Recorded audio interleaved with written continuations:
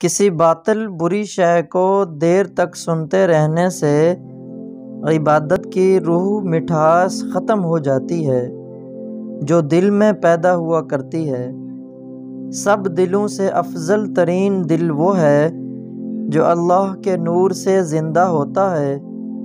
عارف وہ ہوتا ہے جو تمہاری چپ میں تمہاری بات کا جواب دیتا ہے۔ جب کسی کا وقت نکل جائے تو دوبارہ حاصل کرنا ناممکن ہوتا ہے، حالانکہ اس وقت سے زیادہ قیمتی کوئی چیز نہیں ہوتی۔ جو بندہ اللہ سے عشق لڑا لیتا ہے وہ دوزخ اور جنت کی خواہش سے بہت دور چلا جاتا ہے، وہ صرف اللہ کے دیدار کی خواہش کرتا ہے۔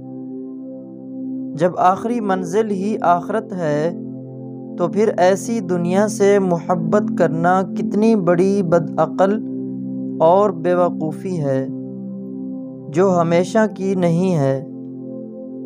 جب انسان یہ احسان دیکھنا بھول جاتا ہے کہ اللہ نے اس کے لیے طرح طرح کی عبادتیں بنائی ہیں تو پھر کسی بھی عمل کی وجہ سے تکبر پیدا ہو جاتا ہے۔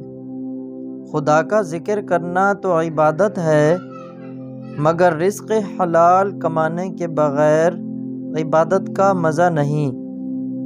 وجد کی حالت الفاظ میں نہیں ڈھل سکتی، کیونکہ یہ یقین والے مومنوں کے ہاں اللہ کا ایک بھید ہوتا ہے۔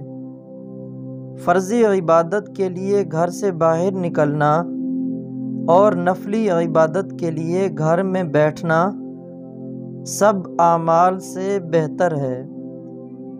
سر پر پانی ڈالنے سے پہلے ایلوویرا کا چھلکا لگا لیا کرو، 90 سال میں بھی بال نہیں گریں گے۔ خواہش غالب ہو جانے کی اصل یہ ہے کہ ایسے بندے میں گناہ پیدا ہوگا، جب خواہش بڑھے گی تو دل پر تاریکی آئے گی۔